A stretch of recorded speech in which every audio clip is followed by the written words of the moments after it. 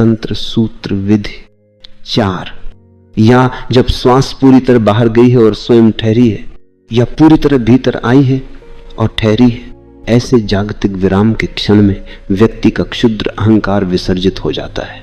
केवल अशुद्ध के लिए यह कठिन है, लेकिन तब तो यह विधि सबके लिए कठिन है, क्योंकि शिव कहते हैं कि केवल अशुद्ध के लिए कठिन है, लेकिन कौन शुद्ध है? तुम्हारे लिए यह कठिन है, तुम इसका अभ्यास नहीं कर सकते, लेकिन कभी अचानक इसका अनुभव तुम्हें हो सकता है। तुम कार चला रहे हो और अचानक तुम्हें लगता है कि दुर्घटना होने जा रही है। श्वास बंद हो जाएगी, अगर वह बाहर है तो बाहर ही रह जाएगी, और भी अगर वह भीतर है तो वह भीतर ही रह जाएगी। ऐसे संकट काल में तुम श्वास नहीं ले सकते, तुम्हारे बस में नहीं है, सब कुछ ठहर जाता है, विदा हो जाता। यह जब श्वास पूरी तरह बाहर गई है और स्वतः ठहरी है, यह पूरी तरह भीतर आई है और ठहरी है, ऐसे जागतिक विराम के क्षण में व्यक्ति का क्षुद्र अहंकार विसर्जित हो जाता है। तुम्हारा क्षुद्र अहंकार दैनिक उपयोगिता की चीज है। संकट की घड़ी में तुम उसे नहीं याद रख सकते। तुम जो भी हो, नाम, बैंक बैलेंस, प्रतिष्ठा, सब ओझल हो जाता है। तुम्हारी कार दूसरी कार से टकराने जा रही है, एक क्षण और मृत्यु हो जाएगी। इस क्षण में एक विराम होगा, अशुद्ध के लिए भी विराम होगा। ऐसे क्षण में अचानक श्वास बंद हो जाती है, और उस क्षण में अगर तुम बोधपूर्ण हो सके तो तुम उपलब्ध हो जाओगे। जापान में झेन संतों ने इस विधि का बहुत उपयोग किया, इसीलिए उनके उपाय अनूठे हैं, बेतुके और चकित करने वाले होते हैं। उन्होंने बहुत से ऐसे काम किए हैं जिन्हें तुम सोच भी नहीं सकते। एक गुरु किसी को घर के बाहर फेंक देगा, अचानक और अकारण गुरु शिष्य को चांटा मारने लग जाएगा। तुम गुरु के साथ बैठे थे और अभी तक सब कुछ ठीक था, तुम गपशप कर रहे थे और वह तुम्हें मारने लगा ताकि विराम पैदा हो। अगर गुरु सकारण ऐसा करे तो विराम नहीं पैदा होगा। अगर तुमने गुरु को गाली दी होती और गुरु तुम्हें पीटता तो पीटना सकारण होता है। तुम्हारा मन समझ जाता कि मेरी गाली के लिए मुझे मार लगी, असल में तुम्हारा मन उसकी अपेक्षा करता, इसलिए विराम नहीं पैदा होगा। लेकिन याद रहे, झेन गुरु गाली देने पर तुम्हें नहीं मारेगा, वो हंसेगा, क्योंकि तब हंसी विराम पैदा कर सकती है। तुम गाली दे रहे थे, अनाप शनाप बक रहे थे और क्रोध का इंतजार कर रहे थे, लेकिन गुरु हंसना या नाचना गुरु कर देता है। ये अचानक है और इससे विराम पैदा होगा। तुम उसे नहीं समझ पाओगे, और अगर नहीं समझ सके तो मन ठहर जाएगा, और जब मन ठहरता है तो श्वास भी ठहर जाती है। दोनों ढंग से घटना घटती है। अगर श्वास रुक जाती है या अगर मन रुकता है तो श्वास रुक जाती है। तुम गुरु की प्रशंसा कर रहे थे, तुम अच्छी मुद्रा में थे और सोचते थे कि गुरु प्रसन्न नहीं होगा, और गुरु अचानक डंडा उठा लेता है और तुम्हें मारने लगता है, वह भी बेरहमी से, क्योंकि जैन गुरु बेरहम होते। वह तुम्हें पीटने लगता है और तुम समझ नहीं पाते हो कि क्या हो रहा है। उस क्षण मन ठहर जाता है, विराम घटित होता है। और अगर तुम्हें विधि मालूम है तो तुम आत्मोपलब्ध हो सकते हो। अनेक कथाएं हैं कि कोई बुद्धत्व को उपलब्ध हो गया जब गुरु अचानक उसे मारने लगा था। तुम नहीं समझोगे, क्या ना समझिए, किसी से पीटने पर या खिड़की से बाहर फेंक दिए जाने पर कोई बुद्धत्व को कैसे उपलब्ध हो सकता है। अगर तुम्हें कोई मार भी डाले तो भी तुम बुद्धत्व को उपलब्ध नहीं हो सकते।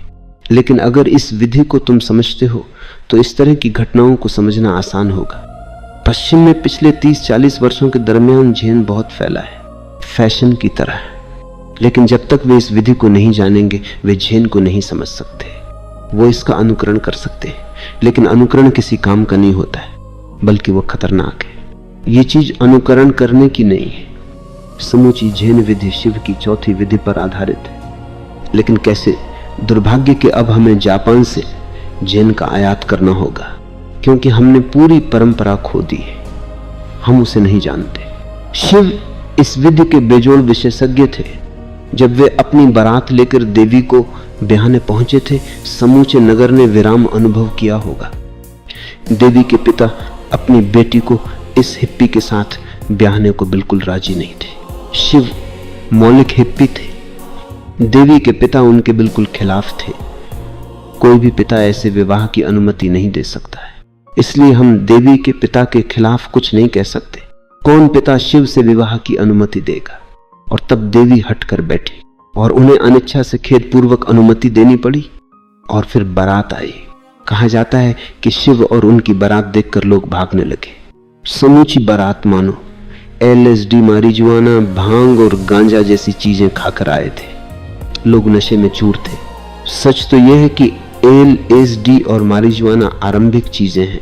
शिव और उनके दोस्तों और शिष्यों को उस परम मनोमय का पता था जिसे वह सोमरस कहते थे। अल्डुअस हक्सले ने शिव के कारण ही परम मनोमय को सोमा नाम दिया है। वे मतवाले थे, नाचते थे, गाते थे, चीखते चिल्लाते थे। समूचा नगर भाग खड़ा हुआ। अवश्य ही विराम का अनुभव हुआ होगा। अशुद्ध के लिए कोई भी आकस्मिक, अप्रत्याशित, अविश्वसनीय चीज विराम पैदा कर सकती है, लेकिन शुद्ध के लिए ऐसी चीजों की जरूरत नहीं है। शुद्ध के लिए तो हमेशा विराम उपलब्ध है। विराम ही विराम है। कई बार शुद्ध चित्त के लिए श्वास अपने आप ही रुक जाती है। अगर तुम्हारा चित्त शुद्ध है, शुद्ध का अर्थ है कि तुम किसी चीज की चाहना नहीं करते, किसी के पीछे भागते नहीं। मौन और शुद्ध है, सरल और शुद्ध है, तो तुम बैठे रहोगे और अचानक तुम्हारी श्वास रुक जाएगी।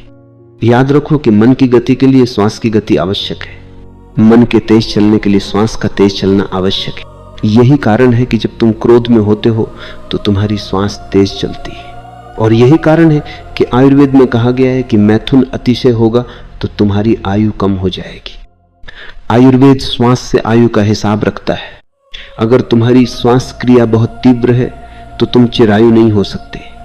आधुनिक चिकित्सा कहती है कि काम भोग रक्त प्रवाह में और विश्राम में जाने में सहयोगी होता है, और जो लोग काम वासना का दमन करते हैं वे मुसीबत में पड़ते हैं, खासकर हृदय रोग के शिकार होते हैं।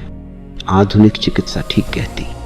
अपनी अपनी जगह आयुर्वेद भी सही है और आधुनिक चिकित्सा भी, यद्यपि दोनों परस्पर विरोधी मालूम होते हैं।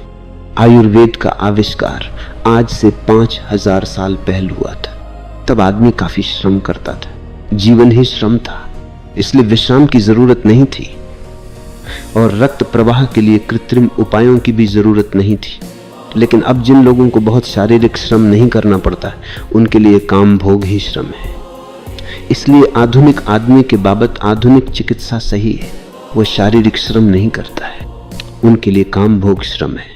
काम में उसकी हृदय की धड़कन तेज हो जाती है, उसका रक्त प्रवाह बढ़ जाता है और उसकी श्वास क्रिया गहरी होकर केंद्र तक पहुंच जाती है। इसलिए संभोग के बाद तुम शिथिल अनुभव करते हो और आसानी से नींद में उतर जाते हो। फ्रायड कहता है कि संभोग सबसे बढ़िया नींद की दवा है, ट्रैंक्विलाइजर है। और आधुनिक आदमी के लिए फ्रायड सही भी है। काम भोग में, क्रोध में श्वास क्रिया तेज हो जाती है। काम भोग में मन वासना से, लोभ से, अशुद्धियों से भरा होता है। जब मन शुद्ध होता है, मन में कोई वासना नहीं होती है, कोई चाह, कोई दौड़, कोई प्रयोजन नहीं होता है। तुम कहीं जा नहीं रहे होते हो, तुम निर्दोष जलाशय की तरह अभी और यहीं ठहरे हुए होते हो, कोई लहर भी नहीं होती है। तब श्वास अपने आप ही ठहर जाती है अकारण। इस मार्ग पर क्षुद्र अहंकार विसर्जित हो जाता है और तुम उच्च आत्मा को, परमात्मा को उपलब्ध हो जाते हो।